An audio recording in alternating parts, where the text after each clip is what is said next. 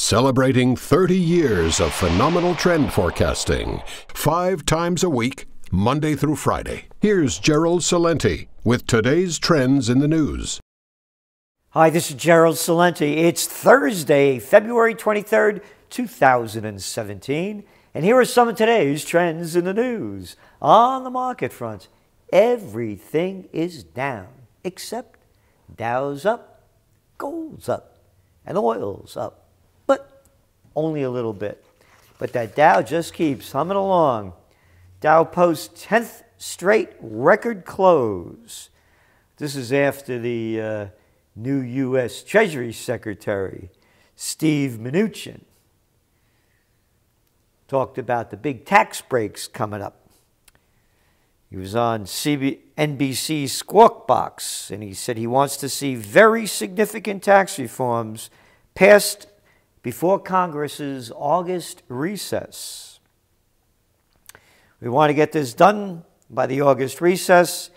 We've been working closely with the leadership in the House and the Senate, and we're looking at a combined plan. So, you remember the three things that's boosting the market: tax cuts, deregulation of all of those industries that Trump likes, especially the financial one, and of course, infrastructure. Infrastructure. Because you remember what Trump said right after he became president-elect. I'm going to fix our inner cities. I'm going to rebuild the highways, airports, schools, and hospitals. That's right. I'm going to rebuild this infrastructure second to none. Yeah, $1 trillion over 10 years. And basically a $4 trillion U.S. budget. You're going to fix our inner cities. You're going to rebuild the highways, airports, schools, and hospitals. Now, how are you going to do it? Well, we're going to take private corporate tax credits. They're going to no, they're not, because they got to bring in dough, and you're only talking about maybe some toll roads and bridges. You got to, if you need that revenue to come in, and you're not going to get it. So how are you going to rebuild this? Not with $100 billion. We have the plan to rebuild it. It's Occupy Peace. It's one of our main precepts.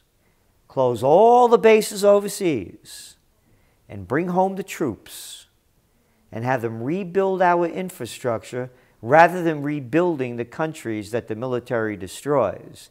The United States has spent more money rebuilding Afghanistan than they have after World War II with the Marshall Plan, when adjusted for inflation. So, those are the three things. So far, Mnuchin's talking about one of them. Trump is talking about two of them with the changing of regulations. But number three, infrastructure repair, it's coming up a zero. Just for the facts, folks. And here's what Mnuchin had to say about taxes. Stephen Mnuchin laid out an ambitious goal to secure U.S. tax code overhaul, as I said, by August, and to deliver growth at rates not seen, economic growth, in more than a decade. They're talking about 3% sustained growth. And on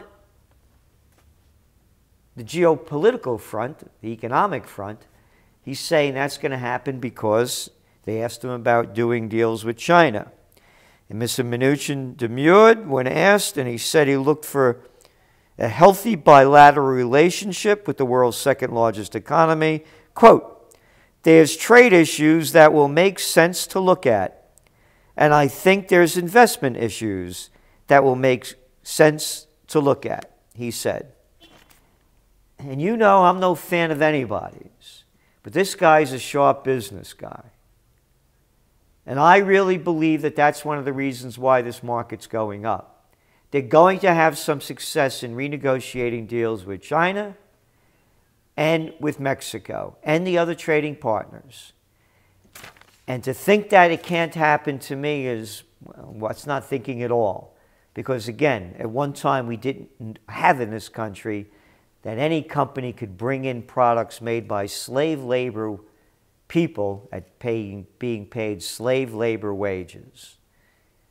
So, read today's headline, front page story in the Wall Street Journal. Fed eyes aggressive rate increases. Minutes show officials might raise rates fairly soon, signaling a possibly March move. The language indicated the central bank could adopt a more aggressive course of increasing rates this year. Policymakers said they could raise rates fairly soon and suggested that proposed tax cuts and new spending could prompt them to lift rates further higher to keep a lid on inflation. That was yesterday. Today. Same news. Nothing changed. Gold hits 4-month high as Fed dampens rate hike expectations. That's from CNBC. This is from the Wall Street Journal. So, whoof, gold shot up today really strong. Hit another 3-month high. I don't see it here. I'm missing something. Gold prices hit a 3-month high on Thursday after the minutes of the latest Federal Reserve policy meeting further dampened expectations of an interest rate hike in March. Well, maybe they won't raise interest rates in March, but they're going to raise them is our forecast. But again, here you can see the divergence of stories and the divergence of facts. Oil prices. Well, they went up a little bit today, but they were up a lot high. They went a little down because you know why. Inventories built greater than expected. It's the same old thing. All this is a playing game. It's a gambling game. Nothing more in oil. Home sales rise despite higher prices. Home sales rose in January to their highest level, you ready for this? Since February 2007. Purchases of previously owned homes, which account for the vast majority of U.S. sales, increased 3.3% from December to a seasonally adjusted annual rate of 5.69%. Now, let's go back. They're talking about raising interest rates. When interest rates go up, this thing's going to slow down to some extent. And everybody's looking for a big market correction. That's no surprise. I'm not the only person talking about this. Most people are. We believe the markets will recover after being hit hard, absent them being hit by a wild card. And Trump is the biggest wild card to play. And so too is terror and war. Emerging markets revival boosted by low valuations and demand from Beijing. A very important story. We saw the emerging markets submerge, particularly after Trump got elected and the dollar got stronger. The dollar's up about 3% since Trump got elected. So, why are emerging markets going up? Because one of the biggest buyers of emerging market goods and natural resources, Chinese. And the Chinese are buying more. Again, you look at their import-export data, the last round, and it's buy and sell China. We don't see it going anywhere. Yes, they have an enormous debt bubble, but they're going to keep inflating that bubble the best way that they can. Brussels warns Rome to cut record debt. Yep. To cut its record public debt by April to avoid breaching EU budget rules. They're looking at a debt-to-GDP ratio of 133% in Italy. So, do you know what Brussels warns them how to correct debt? It means screw the people. Keep robbing from them by raising their taxes and cutting their pensions and benefits. You know, you hear me say that all the time. And to raise their retirement age till after they die. So you think I'm making this up? No. The European Commission said yesterday that Italy's debt represented a major source of vulnerability and urged Rome to meet commitments to adopt pension reforms and other structural measures. Yeah, they take that structural measure and you know where they shove it. And speaking about the great shaft, keep going on there and pushing it everywhere it can go. IMF tells Greece help depends on reform. Help. Oh, they helped them so great, didn't they? Yeah.